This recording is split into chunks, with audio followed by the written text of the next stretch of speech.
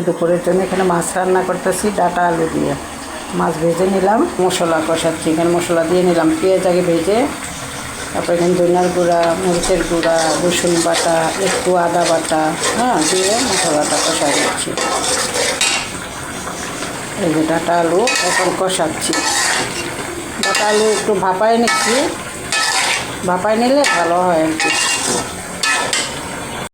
এখন ঝোল দিয়ে দিচ্ছি, তারপরে মাছ দিব, ভাজা মাছ।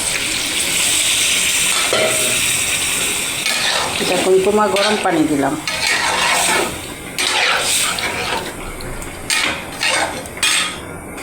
শাক বাটা দিচ্ছি, এই যে বিক্রমপুরের শাক বাটা।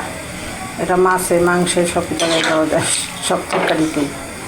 চচ্চড়া রান্না করলে এটা ছোটো মাছে দেওয়া যায় না, বড় মাছে দেওয়া যাবে।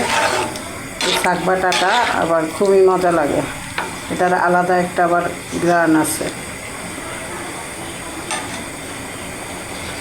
সব অঞ্চলে খায় কিনা সেটা আমি জানি না, তবে আমাদের বিক্রমপুরের মানুষ এই শাক বাটাটা করে রাখে। এটা লাউ তরকারিতে খুবই অসাধারণ লাগে দিলে।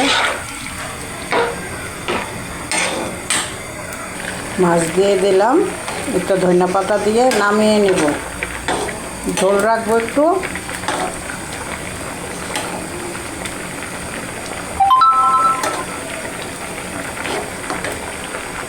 কেমন হলো অবশ্যই ভিডিওগুলো সুন্দর করে দেখবে, লাইক কমেন্ট শেয়ার করবে। আল্লাহ হাফেজ।